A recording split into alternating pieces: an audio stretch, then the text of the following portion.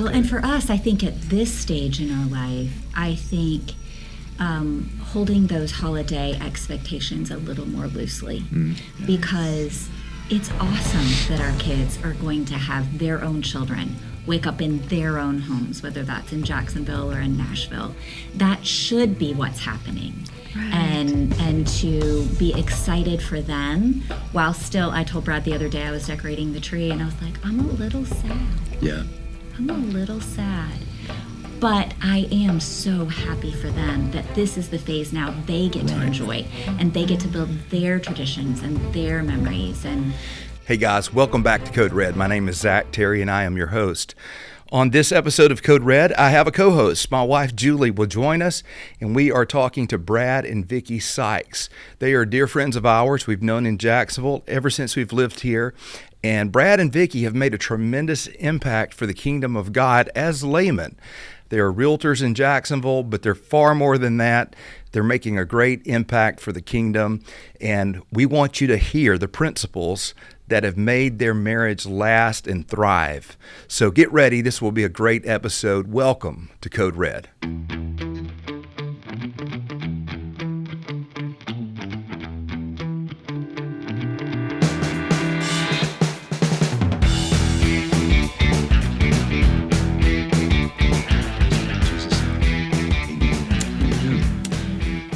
Brad and Vicki Sykes, welcome to the Code Red studio. thank you. Good to be here. We're excited to be here.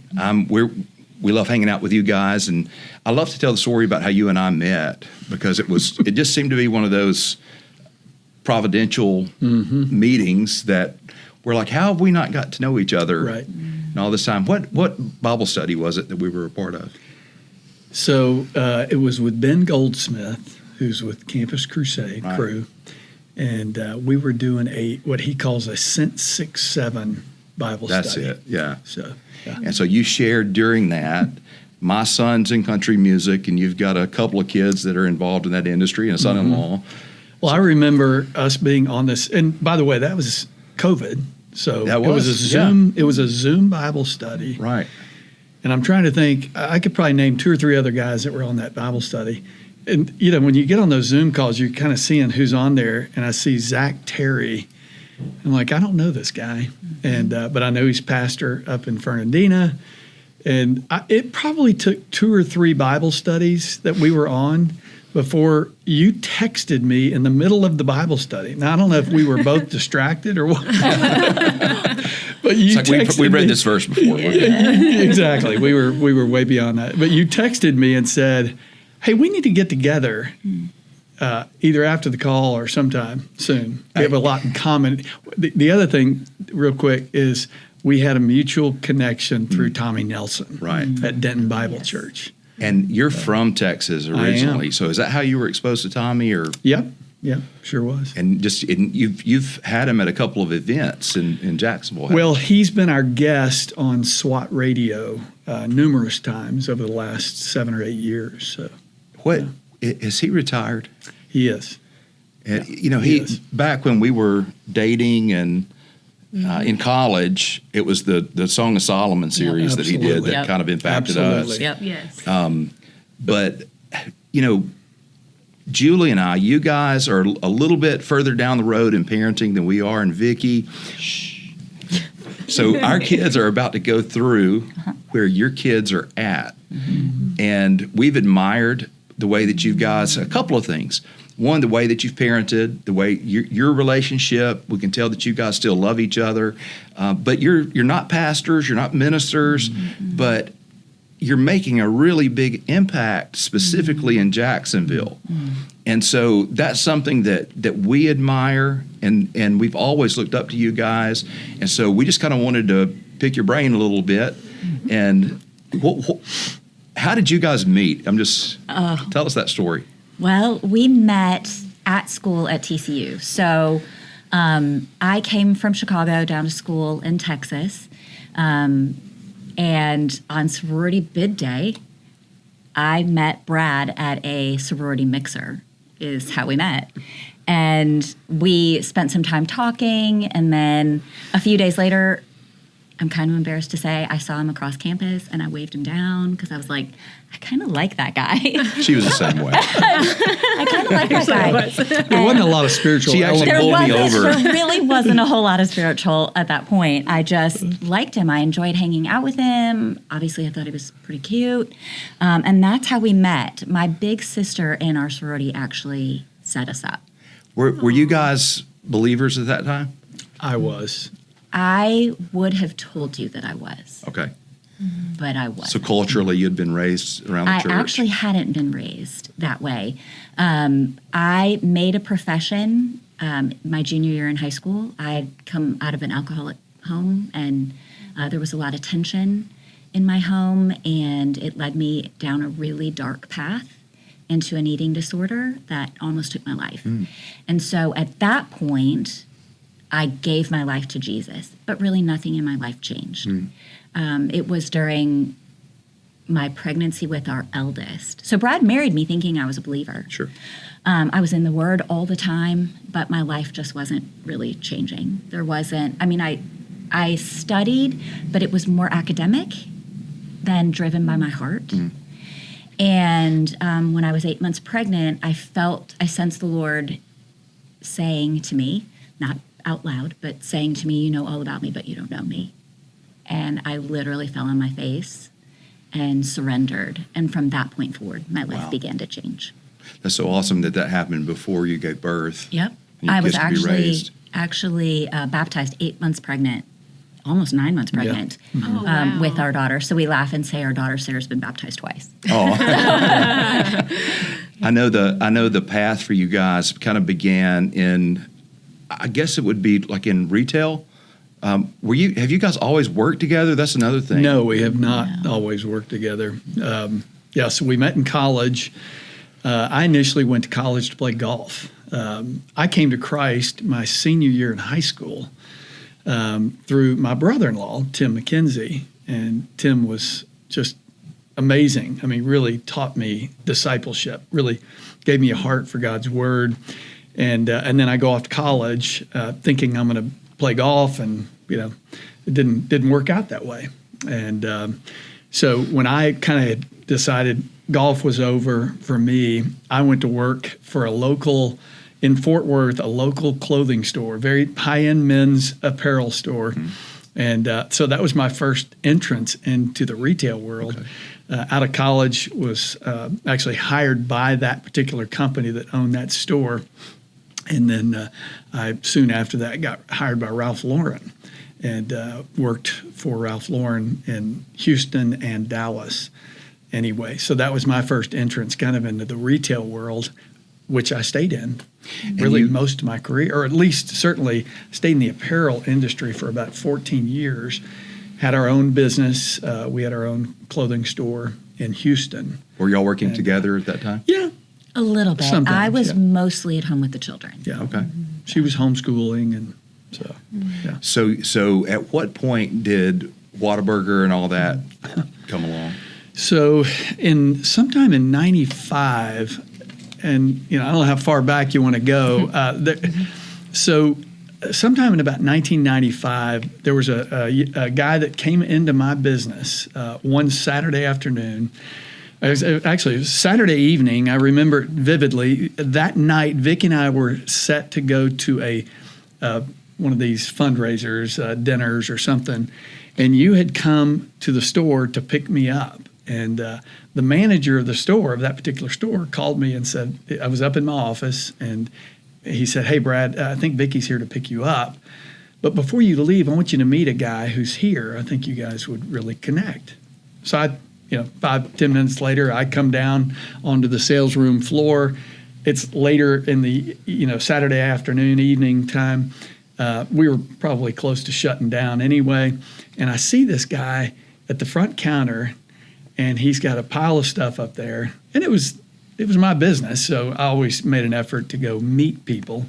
And so the manager of the store kind of waved over at me. His name was Greg, and he said, "Hey, Brad, I want you to meet Greg Feste." And so I go over and meet this gentleman named Greg Feste. We chatted for a bit, and where are you from? What do you do, so to speak?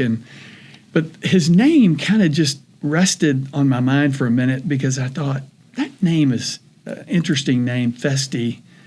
And so as we're kind of wrapping up our conversation, I said, hey, Greg, you didn't by any chance go to TCU, did you? There was an SAE, next door fraternity of ours. A guy named Greg Festi was there.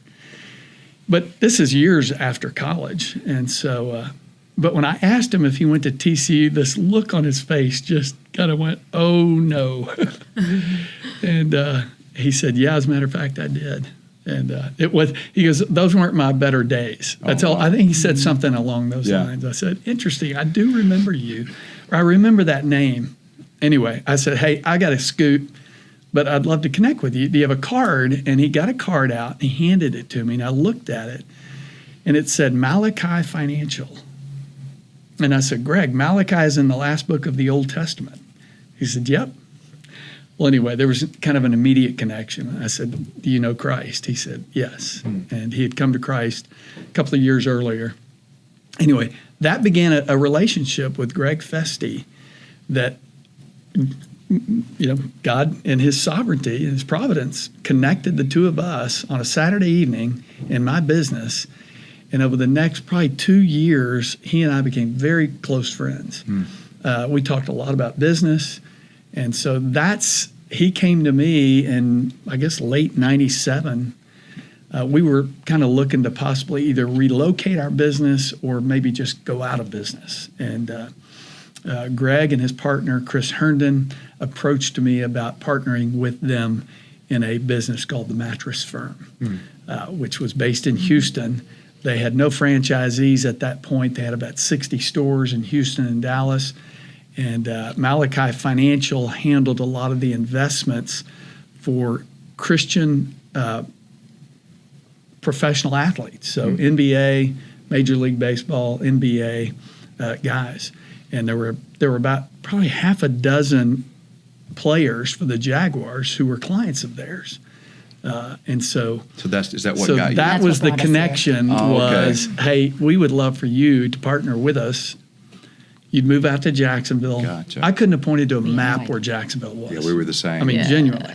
What year was this now? Yeah, so that was in 97. Yep. So we made our first trip to Jacksonville in October of 97.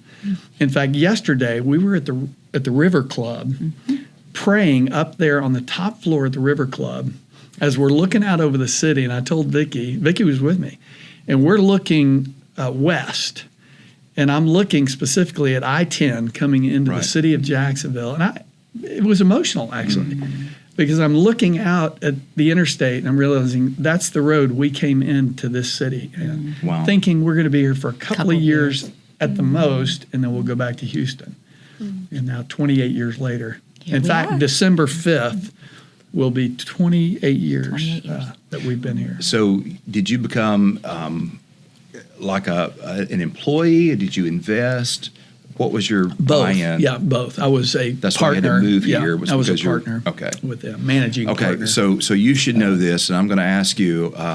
There's gossip all over the internet about Mattress Firm being a money laundering operation. Oh yeah. Have you heard this? Oh yeah. So is this true? This is not true. Okay. So At least not since we owned it. Selling mattresses. Yeah. Okay. Really? Yeah. Yeah. Well, we were very fortunate that, when we got to Jacksonville, and I say Jacksonville, we lived in Jacksonville, but we were opening stores throughout the state, and we had success right off the bat. And it's interesting because I came out of an apparel part of the retail world into a what I would call soft goods type business. Right. In other words, if I bought that shirt you're wearing and I bought a dozen of them to put on my shelves in my store, I would hope to sell 8 of those. That would be at full price. Yeah. That would be great. And then I'd sell the rest of them at 25% or 50% or 75% off. Well, in the mattress business, so there's what we call turns in the retail business. And so you would hope to get maybe a turn and a half, maybe 2 turns in a season. Well, in the mattress business, you were turning one mattress 8 to 10 times a month. So we might put a mattress in a store. Now, we had maybe 20 mattresses in a store, but you might take any given mattress and you could turn that thing 8 to 10 times a month. I'm curious as to what the money laundering. So here's where it comes is. from. Yeah. They pop up all over the place, not just any kind of mattress store. It's Right. not Right. specifically Well, Mattress Firm. I was going to Yeah. say, yeah. You know, Yeah. so you'll see mattress stores pop up, but you know, you don't see like a line of customers trying to get in. Right. So there might be 1 or 2 people in there at a time. Right. And it's like, but it appears like Right. every store's got like 5 mattress stores. Right. And we bought like 2 in our whole marriage. Right. So it's time for a new one. Yeah, it probably is. I think we actually just got a new We one. did. We did that about a was year ago. Okay. one of the 2 we bought. But I get attached to mattresses, by the way. Oh, Same. same. Very comfortable Same. mattress. Same. Totally. I was just curious. I was like, gosh, what do people think is happening? And so there's somebody started a rumor somewhere funny. that, you know, I think it's a money laundering operation because That- it appears that this is very lucrative and but Yeah. you don't see a ton of people in there. People So, are playing dice in the back. Yeah, it's kind of a Breaking Bad Yeah, I thing. got it. You know? It's a very saturated business, though. I'm And it sure. wasn't when we got in it, you know, and that's a whole nother conversation about how we built that, you know, Yeah. and we built it with a kind of a fortress mentality that if we had a store at the intersection of Main and Main, we would, and we might have another one 7 miles away. Well, we changed that model and said, okay, we've got a store at Main and Main. We need another store at Main and Third, 2 blocks down. Why? Well, because we wanted to build a fortress. We wanted to build our On the business market. so that Keep anybody others who else out, or- came looked at Jacksonville or Tampa or any other city, they would go, we can't get into that market because Gotcha. if one person, if one company has, you know, let's just say 25% of the market share, that's hard to break into. True. And that's true in the burger business or the mattress business. Well, and Yeah. in the church Yeah, world for as sure. well. Yeah, you know, absolutely. Same kind of thing. When we planted our second campus, we did it relatively close. We're down on Highway 17, Mm-hmm. and so we're building out there. We bought 15 acres, building a $4 million building out there. Wow. But it's the same kind of thing for us in that we had the natural barrier of the intercoastal. That there's something mentally that even though these 2 buildings are 15 miles apart, people who are that far out do not want to drive onto the island Right. to worship. Right. You know, and so we have to reach them in a totally separate market. You know, and they're different people. They're different makeups out Yeah, there. no, you know? absolutely. Well, your campus is beautiful. Well, thank you. Yeah. I'm sorry we didn't get you to the right place to begin with, but It's all That's good. on me. we'll have to do a Trust me. tour All up there good. sometime. All Helps good. to read Have you emails. been in the campus before? I haven't. I Yeah, have we need to do never a been. tour. We had a worship leader seconds as a interior designer. Oh. And so Really? it's the Nice. coolest. Well, honestly, driving past the playground, I was like, if I was a kid, I'd want to It's, play there. it's awesome. It's awesome. It's new, so yeah, It's it's really great. nice. But they redid the entire building, and I mean he's unreal. He's just very That's gifted awesome. at that. That's So wonderful. it's a nice place to be. You know, we try to make it to where if you live in this region and you go to your lawyer, you go to your doctor, your realtor, whatever it might be, and then you come to church, you're not feeling like you're in a totally different culture. Right. Yeah. You feel at home That's cool. there, Yeah. you know. So they've done a really good job at that, and the church has done well and grown. At what point did you guys pivot to real estate? And then did don't you you do take that that? together? So actually, I stayed home. I feel unbelievably blessed to have been able to, while our kids were growing up, stay home, homeschool, take care of the home, all the things that really my heart really desired.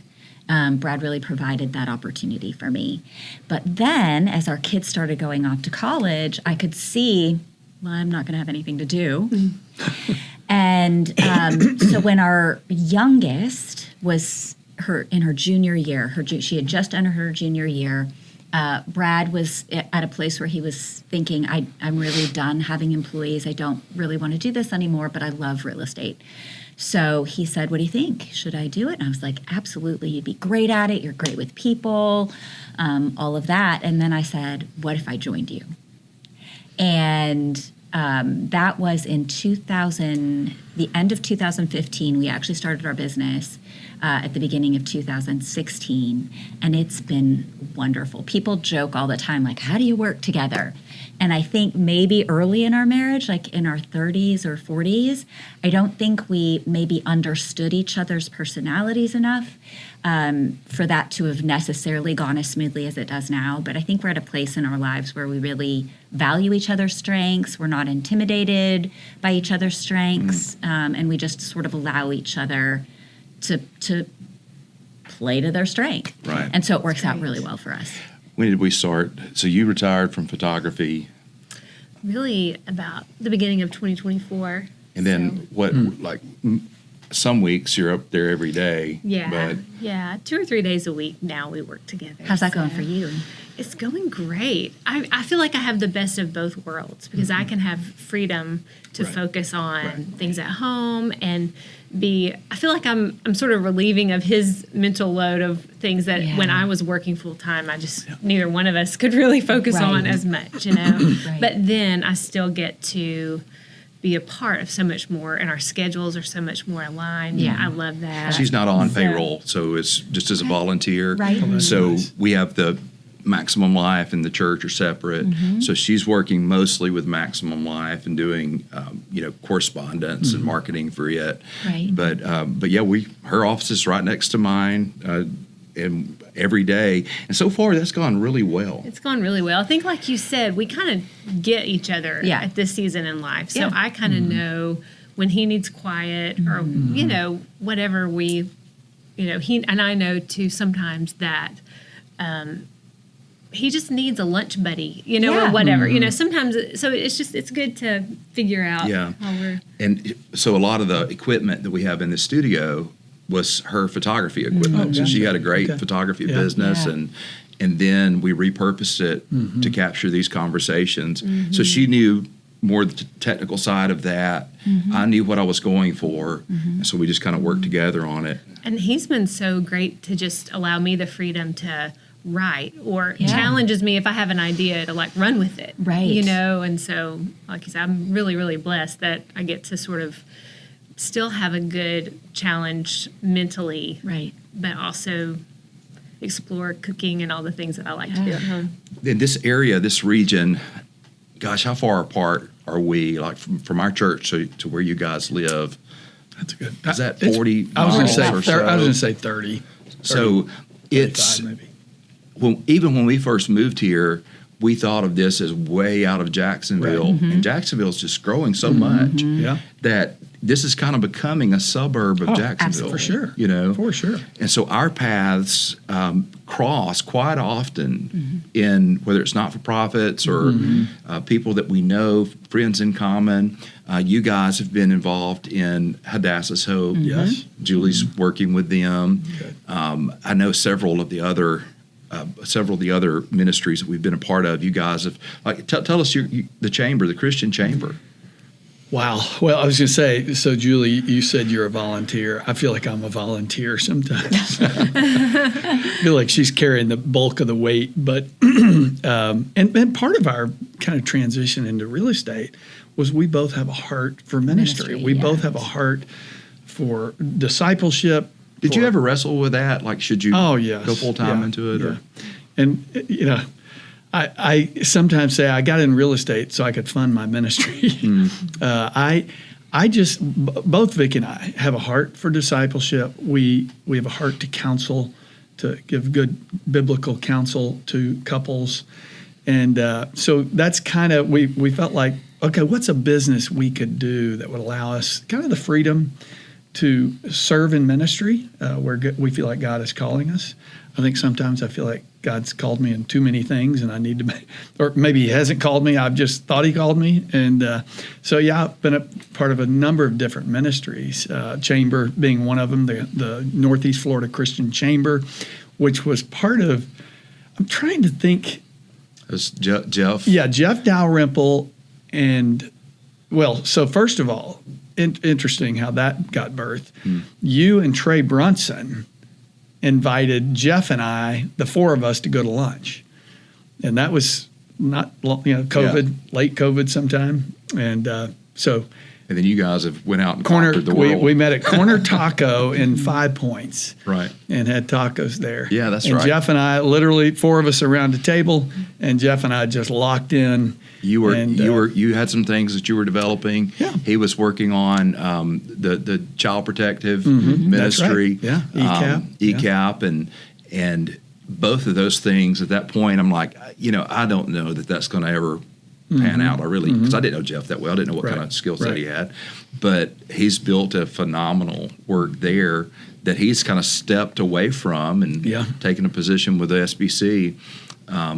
And so, now we still get to see each other occasionally. We'll have sit around a fireplace and burn a cigar or something like that. Exactly. Well, it's interesting. I mean, the birth of the Northeast Florida Christian Chamber was Jeff and I just talking about, if God's commanded us in His Word to go make disciples, where are we going? Well, we're going to work. Okay, what does that look like? I mean, yes, we're going to make them at home. Yes, we're going to make them in the neighborhood. We're going to make it work also. And so, well, and talking about wrestling with the call to ministry, there's so many ladies and men that we, as pastors, will hear. I'm struggling with a call. There's one guy in my first church that was a great football coach, and was leading kids to Christ left and right, and he began to wrestle with a call. And it's like, that's God's business. God can call who He wants to call. I wouldn't be surprised if He called you, but I kind of hope that He didn't call you to work in the church because you're doing so much that's fruitful in the world, and I can't do that. I can't go into that locker room and talk to those boys like you can, And so it's been cool for me to see, just as a Christian couple that are not in the traditional sense in ministry, but still doing so much to impact people. The when you form the Christian Chamber, and I guess what I'm getting at is, as Jacksonville grows, when you began that, we didn't think of our congregation really as a part of Jacksonville. So why would they be a part of the Christian Chamber of Jacksonville? But as Jacksonville has grown, do you know Ron Armstrong, that's running for mayor? Yeah. So Ron's become a friend. Ron Reese, he was on Code Red. Because our media ministry is really more in Jacksonville than it is here. We're on the radio multiple times a day down there. The number one viewership that we have in the world is Miami, strangely enough. And we can find hot spots. But second to that is Jacksonville. Okay. So I told her, I said, I used to kind of go to Jacksonville to get away from things, and now people know who we are down there, so I got to act out, I got to behave, So Ron came in and asked about doing an episode of Code Red, and so brought him in. Just our hearts were knit together and wanted to help this guy get his message out. But more and more, our people are beginning to think of themselves as part of the suburbs of Jacks, and that area has just had a history from First Baptist days when just a miracle of a church was, took off. Homer Lindsay. Were y'all part of that work at any point? Not Homer. Are you talking about it? Just at First Jacks, No, we were at First for about 5 years. I think it was about 5 years, 2010 to 2015, roughly. Really through my connection with Dr. Brunson and Trey Brunson. Okay. Yeah. Trey and I met routinely. I think we may have even served on a board together. I can't remember my connection with him. We had been a part of a church in Jacksonville called Christian Family Chapel, which, interestingly enough, we're back there again. Yeah. And we found that church, or God led us to that church in 1998, sometime around there, and served and taught, and our kids kind of grew up in that church. And then in 2009. We just felt like God was calling us to do a church plant. I think I had some connections with Vodi Bakum. I liked what he was doing. I'd read one of his recent books about family discipleship and that kind of idea. And it was family integrated worship. Model. I made a trip or two out to Houston, which was my hometown, so it was a good connection, just to kind of see what that looked like. And so we did a church plant, a family integrated church plant, and I think it was 2009. Sadly, things just didn't work out. And we were kind of now, after, since that. 98, since 97, 98, kind of homeless, church homeless. And so we thought, hey, before we go back to Christian Family Church, why don't we just visit around? Yeah. And so First Baptist was one of the churches. Interestingly, not that we didn't want to go there, but our kids wanted to go there. My boys actually really loved Trey. And so, Was Trey in student ministry there? Or? yeah, somewhat. Probably more college, More singles. that kind of Okay. thing. But That's the toughest group. because we were involved in a couple things together. I kind of had a rule about ministries that I was a part of, is that from time to time, my kids might be with me. And I said, That's great. In other words, Zach, if you said, hey, Brad, I want you to serve or whatever, I go, hey, Zach, from time to time, my kids may be with me. It may Are be you a okay board with that? meeting. Yeah. Yeah. And so my two sons got to know Trey quite well. That's cool. And so that was kind of the genesis of us ending up at First Baptist. Okay. See, the interesting thing for us is we got, I don't know, from their perspective, we may not have been as close as I felt like we were. We got fairly close to going to Valleydale, Okay. where Dr. Brunson is Yeah. now. Yeah. They were searching, and we had several contacts there. They came up, had long interviews in our home, and I'm packing thinking we're going to Birmingham, and they called back and said, we're going to kind of keep the search plane flying. We're just not ready just yet. And maybe a year or so later, they had just called Dr. Brunson when we came here. Probably. So a lot of people in this county were driving over to First Jack's because of the preaching. Yep. And so they began to look for, was there anything closer to home that has expository preaching and all that? And so every Christmas, we're like, we probably should send Mac a Christmas card Yeah. because Exactly. it's been great for us. Yeah. And some of the best people that we've got that knew how a church could operate and all. When you think back over, how many years has it been for you guys married? It'll be 40. It'll be 40 years Wow. on February 1st. Okay. Oh. Yeah. If you had to narrow it down to, let's say, 3 things that you could say these are transferable, because not everybody can work together, not everybody can homeschool, but if you narrow it down to 3 things that have kept you married that long, and you seem to be having fun. Yeah, we are Still, having a lot of fun. And so, actually. what would you say you would pass on to a young couple today that's helped you get through that time? You want to take that one? So I can take that. I have a couple that I would start with. I mean, we do laugh a lot. We find humor in a lot of things. We try not to take ourselves super seriously all the time. The second is spiritual. I would say that both being committed to building his kingdom more than building your own kingdom. I think a lot of divisions happen in marriage, a lot of conflict happens in marriage when we're more interested in our kingdom, whether it's our kingdom in the moment or what we're trying to accomplish. But if we both are committed to, hey, we're pulling in the same direction, his kingdom is the point of what we're doing, even if you're having a conflict, like how do you handle that? I would say those 2 things are very, very, very important. I want to ask you to unpack a little bit more when you say you laugh a lot, because that's so underrated. Having fun together. G.K. Chesterton said that the successful man or woman is the one who takes God very seriously, but doesn't take themselves so seriously. Right. And what do you guys do for fun? Like, what keeps you? It's kind of like looking at something outside of yourself. Like if it's a piece of art. Right. I think Lewis said that friendships are born not when I'm saying you're awesome, but when we're both saying something outside of ourselves is awesome, right? Yeah. So, what kind of things do you guys do? What are your dates? What do you do for fun? Vacations, whatever. Well, I think,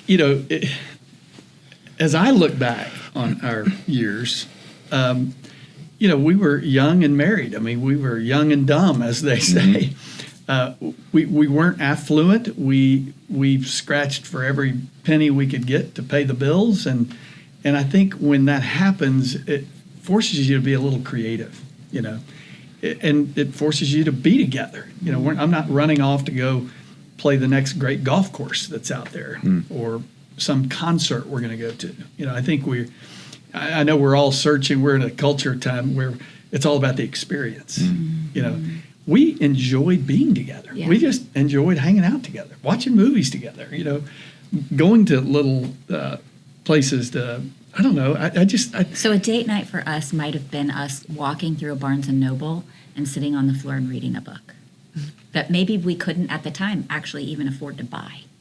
Right? I think I was talking to another couple this morning at our Bible study, and we were talking about the value of actually not having a lot and how it actually bound us together. We weren't in search of the next Instagram moment. We were present, and whether it was sitting on the floor of Barnes and Noble reading a book or walking through an antique store and dreaming about the things we would love to have one day.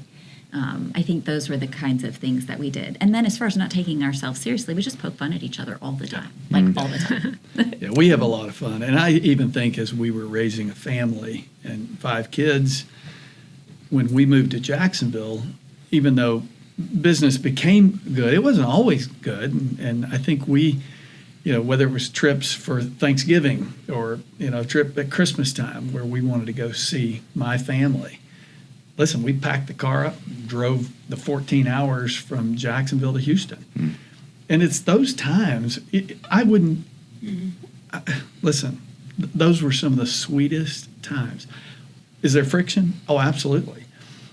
But you want people to experience those so that you're stuck in a car for 14 hours. Yeah. You're going to work through some problems. You are. If That's there's true. problems. We're very quick to get out of the problems as opposed to, hey, we're in it, let's deal with it. And I think that was true for us. I am so bad. If I need to run to Home Depot, I want Vicki going with me. Now, people ask us all the time, how do y'all work together? Well, we love being together. We actually enjoy being together. You can tell. You can tell. Pastor Tim Anderson was a mentor of mine back home, and he said, dialogue daily, date weekly, depart quarterly, deport annually. Love that. I've kept that. We've tried to kind of keep that as our center that we work back toward, and that's the number one piece of advice I give to young couples is, have a rhythm. Yeah. Yeah. And if you don't like the person, it's hard to do. Oh, Right. Well, and you talked about 2 or 3 things that I think I will say, and I think Vicki would probably affirm this, that when I took responsibility as the head of the home spiritually, I think there's a tendency among men that we're out there, we're charging forward in our businesses or whatever it is we're doing. And whether the wife is managing the home, in the home, raising kids, whatever it is, maybe there's a job going on. We tend to dismiss the spiritual growth of our mate, of our spouse. And so I think probably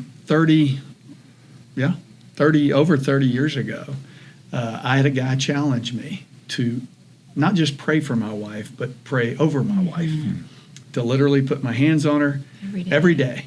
And When do you do that? And I do that in the morning. Every morning. Yeah, and have done that for over 30 years. And you both kind of are early risers, right? We are. We are. Yeah.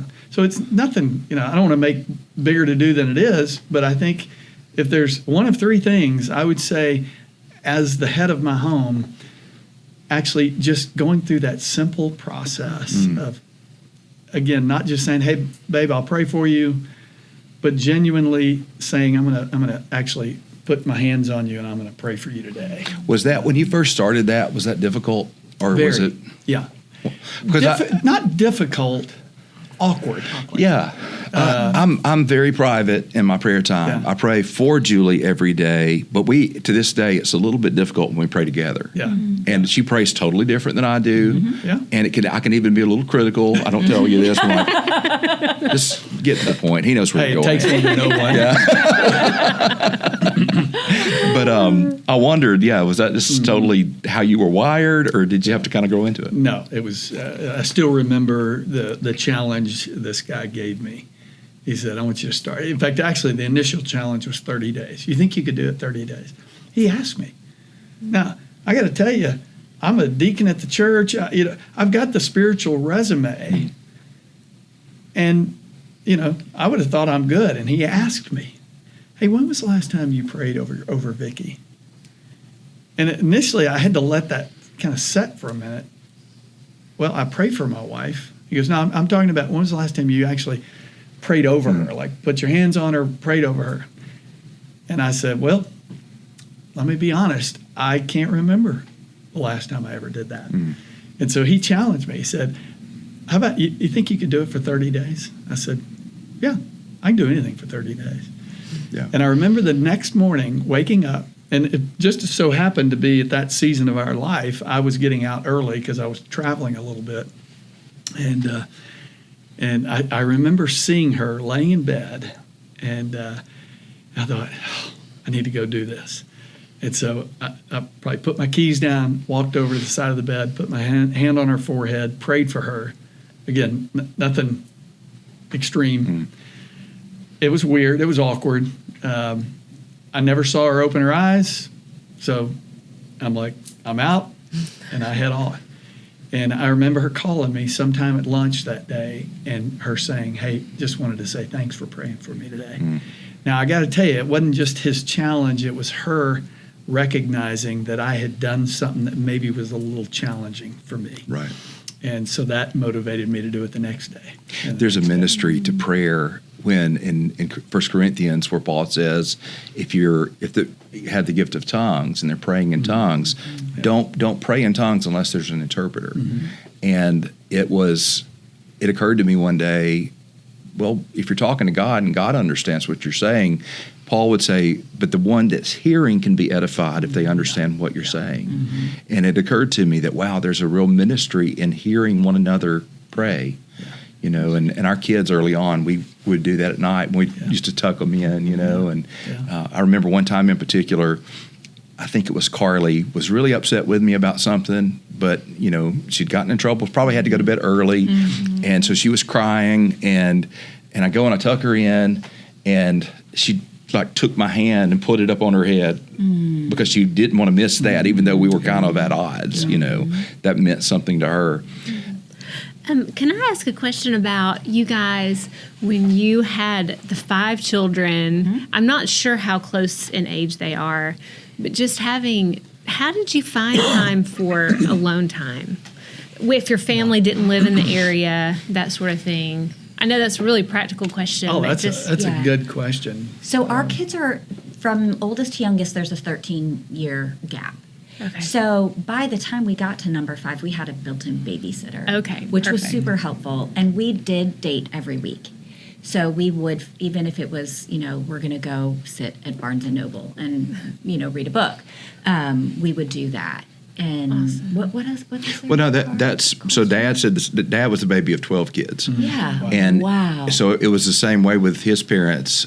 How did you do? How did you work? How did you, And it was always, well, the older ones would just take care of the younger ones, and that's part of the good of having a big family. Well, and we just really felt like it was important for our kids to see that this was important. Right. Exactly. And I always say the most important ministry that I have is ministering to her, because I think that we were in Nashville maybe 3 or 4 months ago having dinner with 3 of our kids and their spouses and grandchildren, and we got on the topic of marriage, and probably the greatest blessing my kids have ever said to me is, we wanted what you guys have.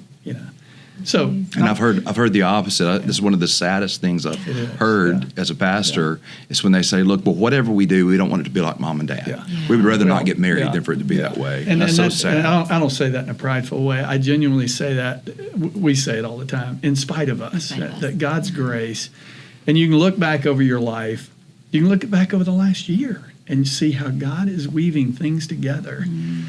For our good and His glory. And I'm reminded, I think of even the house we're living in. That's a house we bought 2 years after we moved to Jacksonville. Once we had finally, I told my partners, I'm not coming back to Texas, at least not anytime soon. And we bought this house.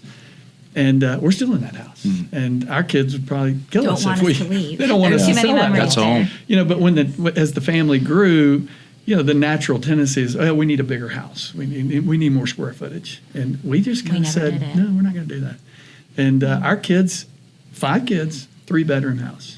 So 3 girls in 1 bedroom. And that has to be a challenge if you're in real estate. Yeah, it is. It It is. is definitely a temptation. Yeah. So it's, I don't know. I think there's all sorts of little things that we probably did as we look back on that we didn't know we were doing. Right.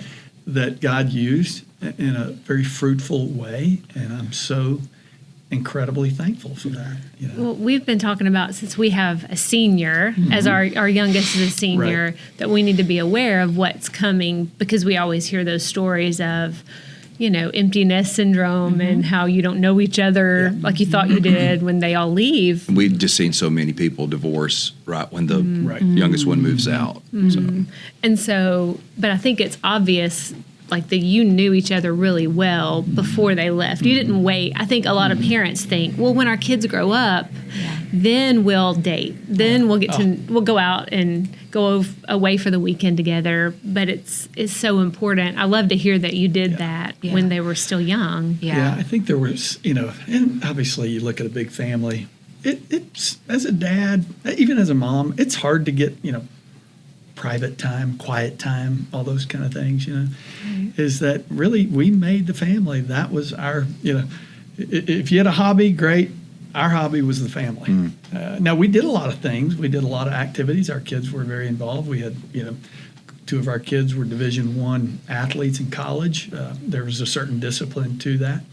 But, I think... we discovered this week, I'm preaching through Genesis, and so we were in chapter 24, Isaac and Rebekah, and I discovered something which I love because after all of 30 years, more than 30 years in ministry, so to discover new things is a lot of fun to me. But I discovered this week, it referred to when Rebekah hears from the servant, you're the one for Isaac, it says she went back to her mother's household. And so it just stood out to me, and I wondered, why that seems out of place, because she's talking to the dad and the brother. So I did a quick study on it, and anytime they're referring to romance or marriage, it was always referred to as the mother's household. If it was anything else, it was the father's household. And so I'm curious, when, as the head of the home and the leader of the home, when did you defer to Vicki in, maybe this is more her strength in parenting? Were there certain areas where you just kind of deferred to her and let her kind of manage the home, lead the home, or how did that work for you guys? You might answer that better. Well, so I don't think I ever led our home. I do think that there were strengths that I had that were different than Brad's. So especially like as it comes to raising children, for instance, I was the one they would come to with their hurts, right? They would come to me with their hurts. But if they needed encouragement or strength, they would always go to Dad. We have a crazy story about how our kids dated, which Tell us is about not typical. So in our family, if you wanted to date our daughter, you had to talk to Dad. It didn't matter how old you were. So it was a natural weeding process. It really weeded out the boys from the men, if that makes sense. Because a boy would be like, yeah, I don't think so. But a man would be like, yes, I absolutely am very comfortable talking to your dad. And so we did that with all of the young men who came and wanted to date our daughters. And when they wanted to marry our daughter, Brad would spend a good bit of time one-on-one discipling them. And so that was just part of our thing. And the girls knew it, and they look back now and they value it. I don't know. And I think they actually valued the protection during the time. Were there ever bumps? There were a couple of bumps in the road for sure. But by and large, I think they just valued that. So, but if they were, if somebody hurt their feelings at, swim practice, I was the one who was going to get that. Did they? What was your role? I know from Brad, because he and I have talked about it. But what was your role when your kids started getting serious about marriage? helping them discern if this is the right one. What part did you play in that? So we wanted all of our kids to understand marriage roles. So if you're looking for a man, for instance, you're wanting to see, is he a Christian? First of all, does he love the Lord? Can he lead you? Can he lead you? Can he provide for you? Was important to us. Not can he provide the world for you, but are you going to starve to death? And so just those kinds of conversations. You know, I don't know. What else would we have done? When it moved into the engagement process, how did you get to know, especially when it was daughter-in-laws? Did you spend time with them one-on-one, or how did that? Yeah, we intentionally tried to get to know the girls. We love both of them. Our boys did amazing. In fact, one of them, when he started dating his now wife, I was like, if you mess that up, I will kill you. Because I love them. I love her, but I love them both. So yeah, just spending time getting to know them. I think what we really wanted to see was, were they a match for our son? Like, could we see this being a good thing?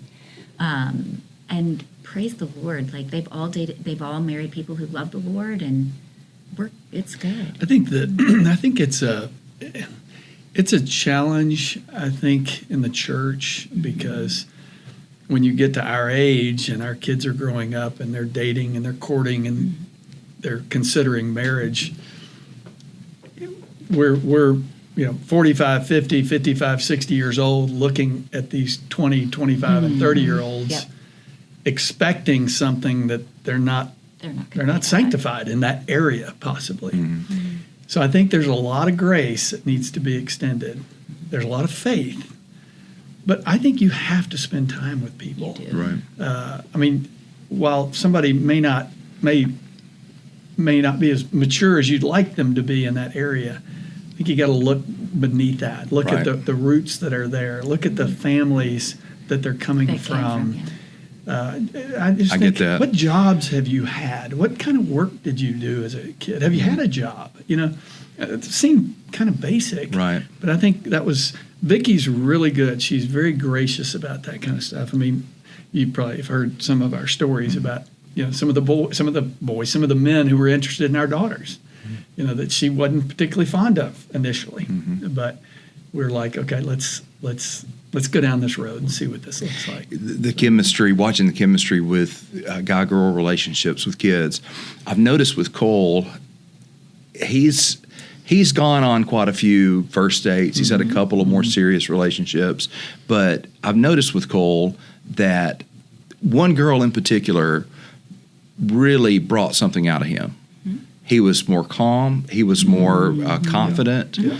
And it didn't work out long term because they lived too far apart, but it really showed me that the different chemistry a girl can bring bad out of a guy or good out of a guy. And it was it was interesting to see that I liked him better with her than another girl in particular. I think it's important to clearly your children better than anybody else, and I don't think they know what they're looking for sometimes. True. And I think there's a stewardship of helping them understand. I mean, one of our sons, brilliant guy. And Scary smart.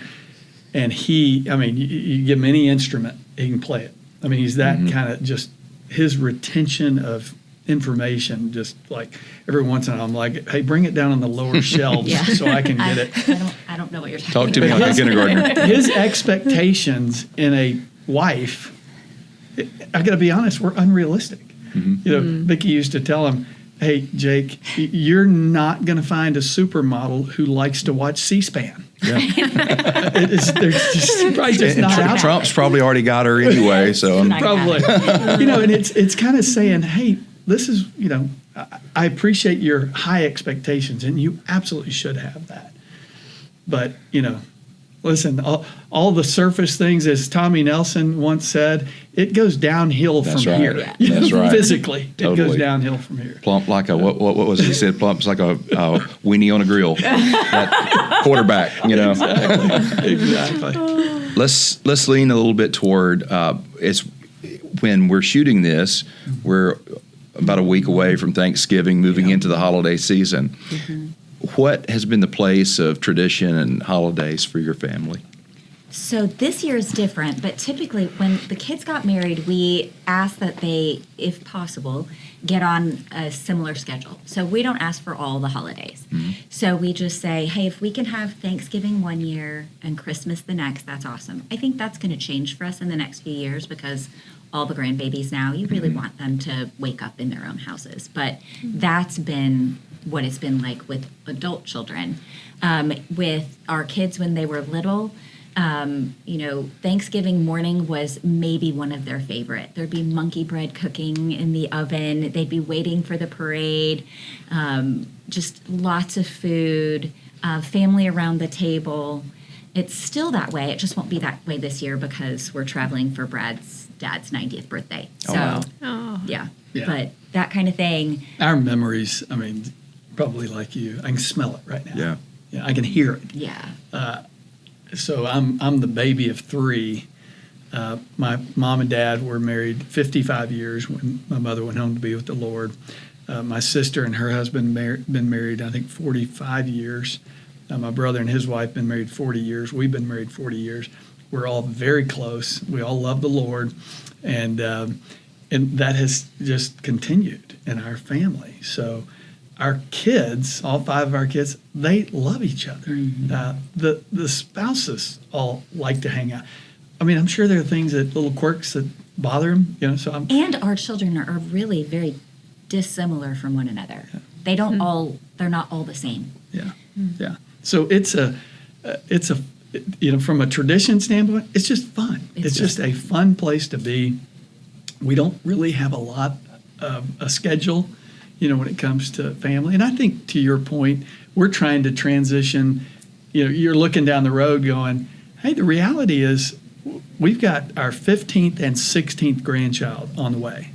Wow. That's a lot of kids. There's just a lot of things going on. The expectations that we're going to always have a Thanksgiving or always have a Christmas, it's not realistic. And I think as parents and future grandparents, you're going to have to compromise. You're going to have to give, and you're going to realize, hey, you're the patriarch, and it doesn't mean, hey, come here. Yeah, it's not that it's about you. Right. It isn't. Yeah. But it is. Sometimes the leader goes first. I think when Vic and I were early married. And again, it's kind of going back to those early years of marriage and this is probably true for most couples, you're tight, budget's tight, Vicki being from Chicago, we were living in Dallas, and it just wasn't, and Vicki's an only child. And so there was somewhat of an expectation that we would come to Chicago for holidays. That was not happening. And we didn't have the money to do it. And it got to the point where it required a conversation with my father-in-law to say, hey, we're our own family, and we're going to start our own traditions. We're going to start our own thing. And you are we would want you here. And so that shifted. So from us, an expectation that we're going to go to Chicago for Christmas or Thanksgiving shifted. Now, then they started coming to us. And so I think as we get older, we need to keep that in mind. Yeah, I think some of those things we went through before my father-in-law passed away, I was able to say to him, because we had the same kind of situation. I was the only child, and she had two siblings, and her parents, I think, had a very strong idea of us being with them for all the holidays, and we tried to accommodate it as far as we could, but there would be times where I would just have to say, this is not good for our family, And before he passed away, I was able to talk to him and just say, I probably got that wrong, pushed too hard, could have been more gentle maybe in the way that I said it, but I don't regret that the decision that we made for it. And he said, I don't regret it either. You did the right thing. You were leading your family. And so that was just a gift, to see, because we didn't have, in this next generation, my grandparents, they they went to heaven, they came to Christ, but they didn't have a Christian culture in their home. So we really didn't have anybody to look at and mirror that after. And I think today these kind of conversations are so helpful because most of the people who are watching this have not seen that. Those transitions lived out in a healthy way, you know. Well, you said something that really I love and I appreciate. I think as men, we have to be the chief repenters in the home. We have to be the ones who are the ones who say, I didn't handle that right necessarily. So I appreciate you saying that too. Yeah, I can remember when Dad apologizing. He didn't need to apologize a lot because usually I was just having a bad attitude. But Dad, a couple of times it stands out when he told me, you know, he was sorry. He gave me a hug, told me he loved me. And I can remember those vividly. It's strange what you remember. Yeah. But it was his humility and willingness to just it's to not always be right. That really did, you know, make a big impression on me. Yeah.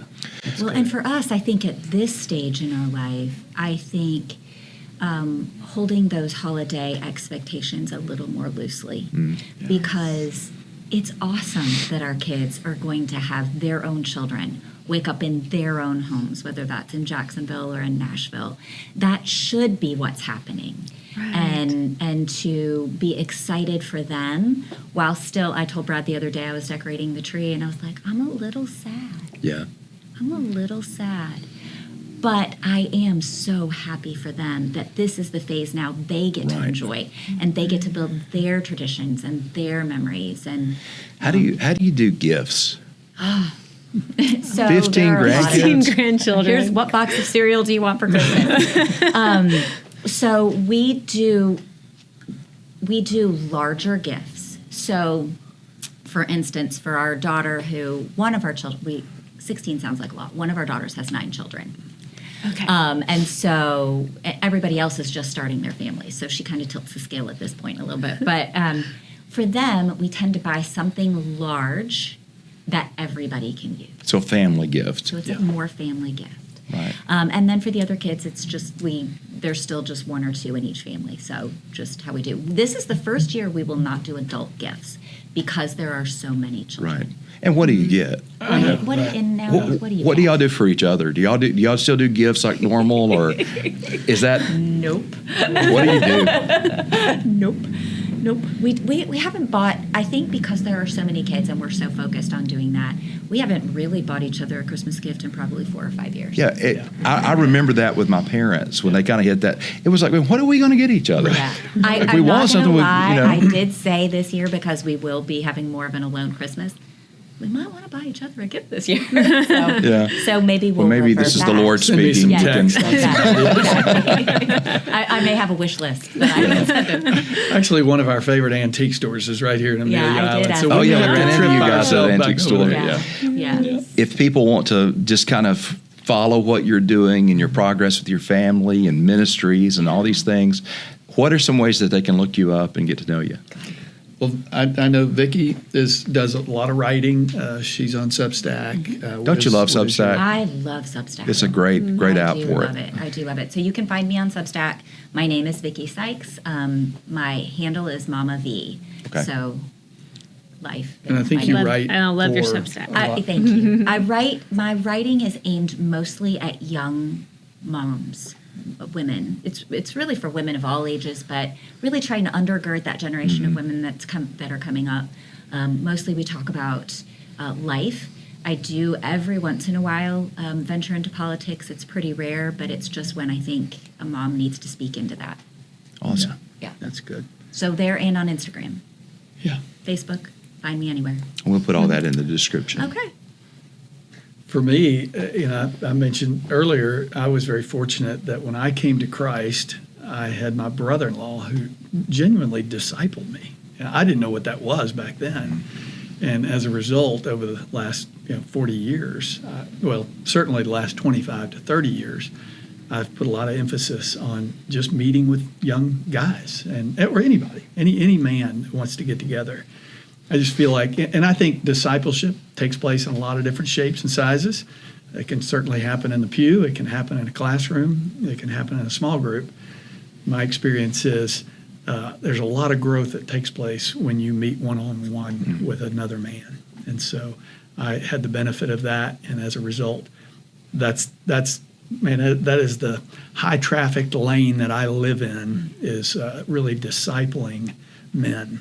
I do a couple of Bible studies throughout the week. I do a study on the west side on Tuesday mornings. I do a Bible study called the Jacksonville Business Fellowship every Friday morning that is open to anybody who wants to come. And again, that's Where does that mean? that meets, actually, there's a little coffee shop right on Hendricks in San Marco called Happy Brew.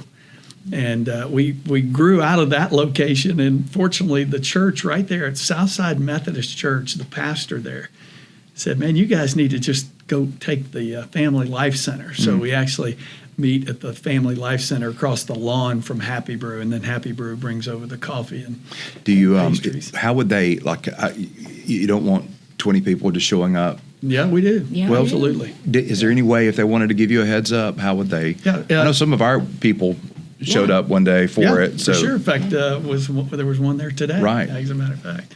I don't know what's the best way. You can just find me on Facebook or Okay. Instagram. And honestly, you can just show up. Totally. It is not a study that you have to be prepared for. There is no Brad website. will There's no teach. social media. Yeah, Brad will teach, and then we have table time afterwards. Just to About how many people? Right now, we're at about 30. Oh, great. So there's room for plenty more. The And room it's holds a at lot. what time? So there's a group that meets at 6:30 in the morning for prayer. It's a sweet, sweet time. We used to have 3 or 4 people show up. We have probably 12 to 13 people show up. And so we pray from 6:30. We have a little time of song, and then at 7:00 it starts. Yeah. So Okay. So most people show up at 7. Yeah. And then we get them out promptly at 8. Excellent. Well, guys, thank you so much for coming over here. Thank Great y'all to for hang your out. friendship Yes. and Love just investing in our life. And we just are so excited to share you guys with everybody that We love means so you much guys. to us. love what you're doing, Yeah. and so appreciate Love you our guys. friendships. Well, thank you. Thank you guys.